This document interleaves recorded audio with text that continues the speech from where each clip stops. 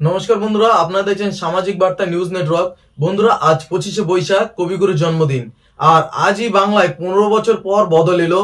শুভেন্দু অধিকারী মুখ্যমন্ত্রী হিসেবে শপথ নিলেন, কিন্তু শপথের আগেই কেন খুন হলো তার পিএ? চলুন এই সমস্ত বিগ আপডেটের সাথে আজকে জেনে নেওয়া যাক পশ্চিমবঙ্গের সব থেকে বড় 10টি খবর।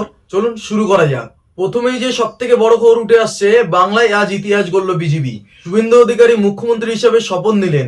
বাংলায় প্রথম বিজেপি সরকার। ব্রিগেড প্যারেড গ্রাউন্ডে সকাল 10টায় শপথ। পিএম নরেন্দ্র মোদী, স্বরাষ্ট্রমন্ত্রী অমিত শাহ, 20 রাজ্যের মুখ্যমন্ত্রী উপস্থিত। শুভেন্দু এই বাংলার নবম মুখ্যমন্ত্রী হলেন। বন্ধুরা, দ্বিতীয় যে বড় আপডেট উঠে আসছে, শপথের দিন রবীন্দ্র জয়ন্তী।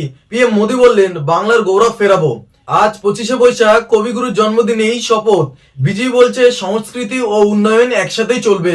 3 নম্বরে আছে রাজ্যপালের কাছে সরকার গঠনের দাবি। শুভেন্দু এমএলএদের চিঠি নিয়ে রাজভবনে গেলেন। কাল রাত 8 মে বিজেপি পরিষদীয় দল শুভেন্দুকে নেতা নির্বাচন করে। কাল সন্ধ্যা 6:30টায় শুভেন্দু রাজভবনে যান। 4 নম্বর যে বড় খবর উঠে আসছে, মমতা বন্দ্যোপাধ্যায় পদত্যাগ করলেন না, বললেন জনগণের রায়ে হারিনি, সবই ষড়যন্ত্র।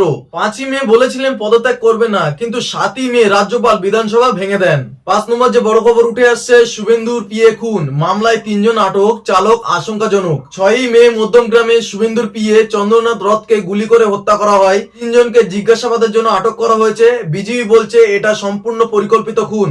ভোট পরবর্তী হিংসা, বিজেপি বলল 2 জন কর্মী খুন। টিএমসি অফিসে ভাঙচুরের অভিযোগ। রাজ্য বিজেপি সভাপতি শামিক ভট্টাচার্য বললেন, রেজাল্টের পর 2 জন বিজেপি কর্মী খুন হয়েছেন। এদিকে নিউ মার্কেট, টালিগঞ্জ, হাওড়ার টিএমসি অফিস ভাঙচুরের অভিযোগ। 7 নম্বর যে খবর আছে, নতুন মন্ত্রিসভা, সিনিয়র আইএস অফিসারদের বড় পদে আনার পরিকল্পনা।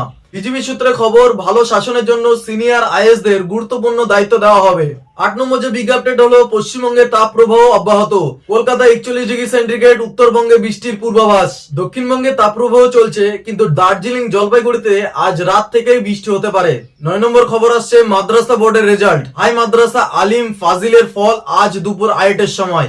WBWME আজ ফল প্রকাশ করবে। রেজাল্ট WBWMEORG ও wbresult.nic.in এ দেখা যাবে।